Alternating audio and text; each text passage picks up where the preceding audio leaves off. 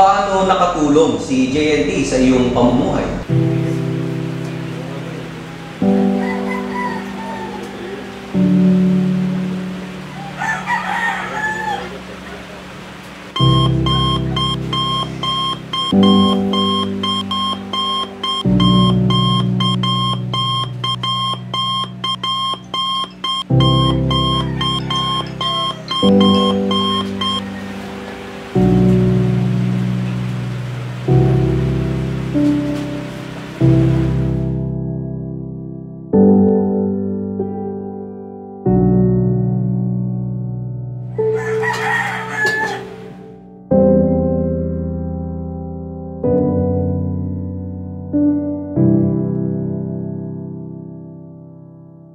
Malaki na itulong sa akin ni JNT. Kaya nung pumasok ako, nagtrabaho sa kanila, natustusan ko yung mga pangangailangan ko bilang isang ama sa aking mga anak. Siyempre, sa edukasyon nila.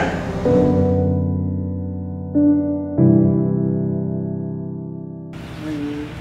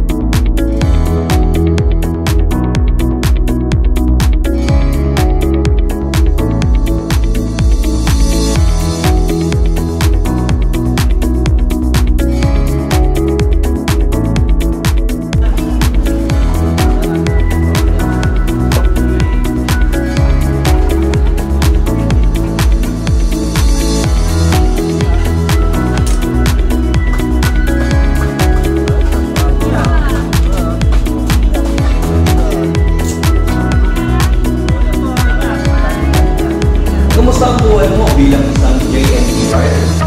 Masaya ako simula nung pumasok ako kay JNT rider. Ano ko yung mga pangailangan ko sa aking pamilya, sa aking mga. Anong pakiramdam na mabigyang parangal ka bilang top 1 sprinter nationwide? Sobrang saya, sobrang gala.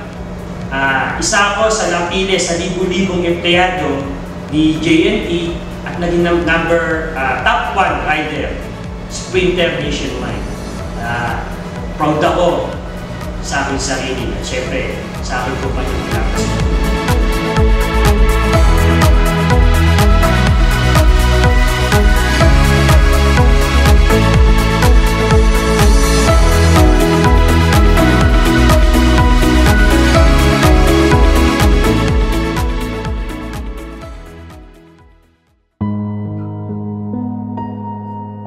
Sino naman ang inspirasyon mo para magpursige sa iyong trabaho?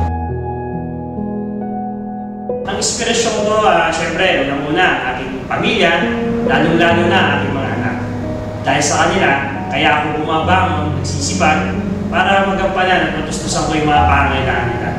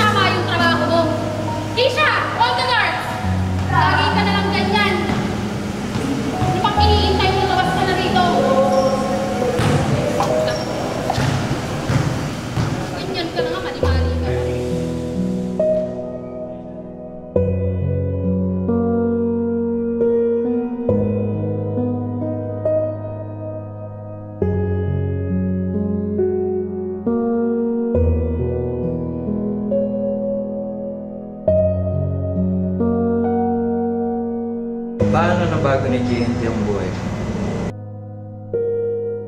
Dito tanggap lahat kung ano ka, kung anong klaseng pagkatao ka, basta ang service mo is totoo lang at dapat lagi kang loyal sa company.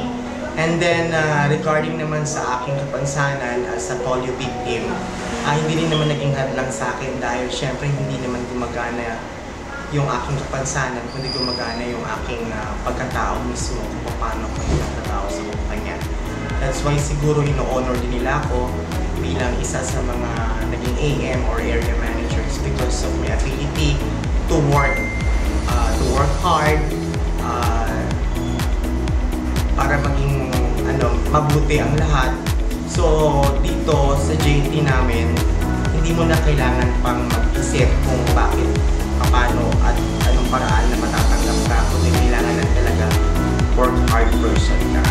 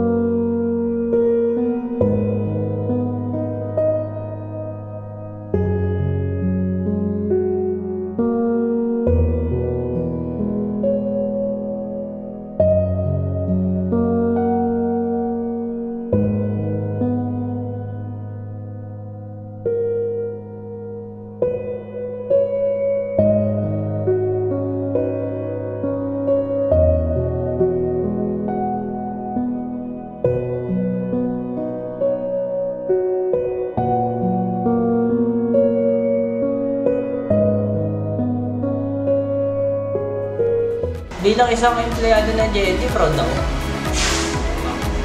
Dahil nag-grow si company, kasabay na pag-grow ni company, nag-grow din yung mga empleyado na gumaganda yung estado ng mga tao, nakatutulungan namin yung mga kapwa namin, kapwa rider, mga pinapasok namin na empleyado.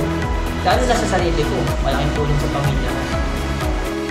Anong mensahe mo sa ibang kapwa JNT riders mo? Ang masasabi ko lang sa kapwa ko JNT rider, magsipag, magtiyaga, isipin lagi nila na meron silang pamilya na nag-aantay, siyempre sa Panginoon.